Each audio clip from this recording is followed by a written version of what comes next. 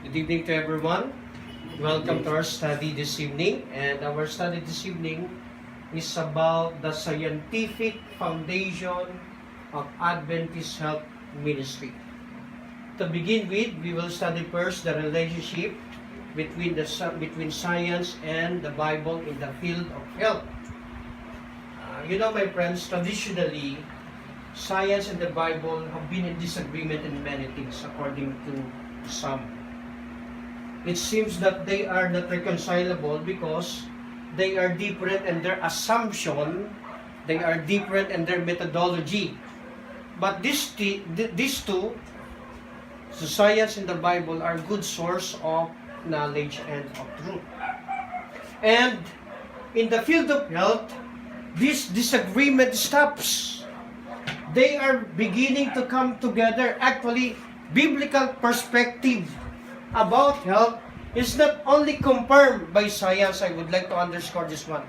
Biblical perspective and biblical principles about health is not only confirmed by science. According to science, biblical perspective, biblical principle about health is also, they consider it as a valuable and reliable and current source of health promotion.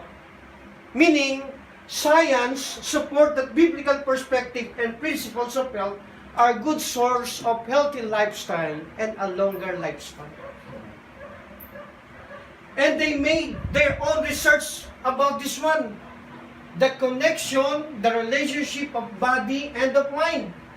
Scientific research and discoveries support that the nature of man as a whole being, you and me, our nature, according to biblical anthropology and biblical perspective, is interrelated and dependent to each other. Science proves the physical, the social, mental, and the spiritual dimension are connected to one another. Meaning, the physical dimension affects the mental, the social, the spiritual dimension, and vice versa, according to science. And that was proven and illustrated by scientific research. They support that scientific findings that there is a relationship between the mind and the body. Actually, according to the neuroscience, there are important benefits of having a regular exercise, not only in our body but also in our mind.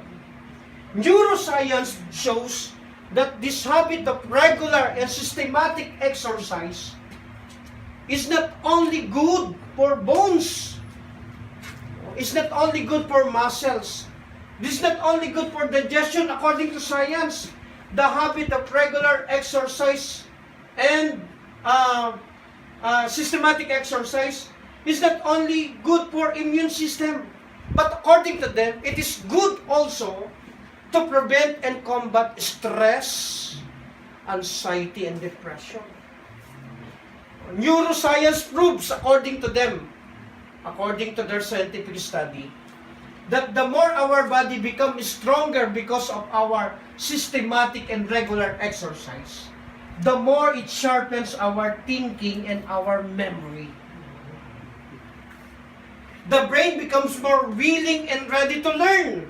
It becomes more active and more focused when we have a regular and systematic exercise. The word of science proves these things by scientific study and evaluation according to them. They support our stand in our Adventist health message and ministry. Another thing, according to the neuroscience, there are good benefits of having a good breakfast, according to them. The nutrition department of Loma Linda University School of Public Health conducted, and the results showed that the benefits of having a good breakfast every morning will keep our glucose level high during the day, giving the body and mind energy for work and performance. Our mind become, according to them, our mind become more determined and focused. It will prevent nervousness and irritability. By doing so, having a good breakfast, it will prevent nervousness and irritability. It will give us a calm and positive emotion. By having a good breakfast, we are ready to face our different jobs actively and ready. We are more ready to do our daily endeavor. Scientific study proves that eating good breakfast is associated with many benefits in our school children, according to them. Most especially in their academic performance, our school children. That's why every morning they must eat their breakfast. They can easily absorb. By doing so, they can easily absorb and understand new learnings and information, and more accurate and fast in problem solving. They can finish their assignment and work very fast and very accurate. This is the benefits of good breakfast every day.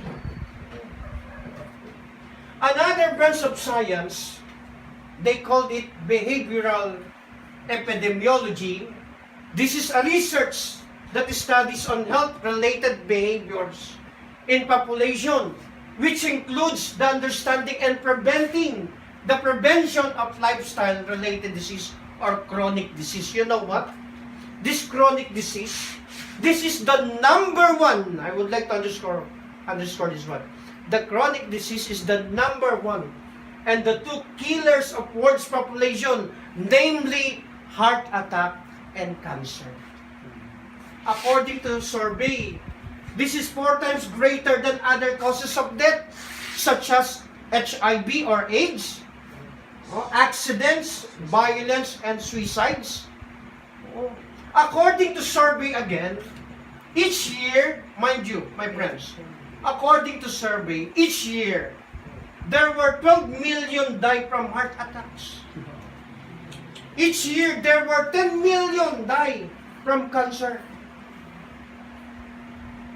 The total of more than 22 million people die every year because of these two largely preventable diseases, especially these changeable factors. Preventable, why? Because these diseases, this chronic disease, based on our action, based on our behaviors, based on our habit of daily life that affect our health, we could have these heart attacks and cancer based on our choices and habits. Example, see this. These are the major contributing factors to chronic disease. Number 1 is smoking. When we use tobacco and cigarette, then it will lead us to cancer.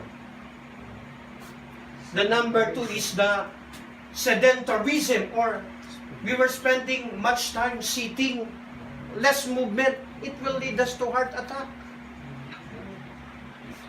By using high or medium, even medium, alcohol consumption, it will lead us to heart attack again.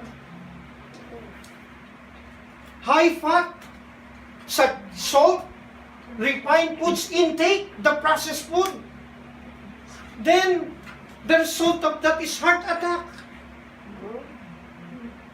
Low-rich vegetable, fruits intake, heart attack, then cancer, stress, they are contributing factor. We have to avoid these practices or else we will go to our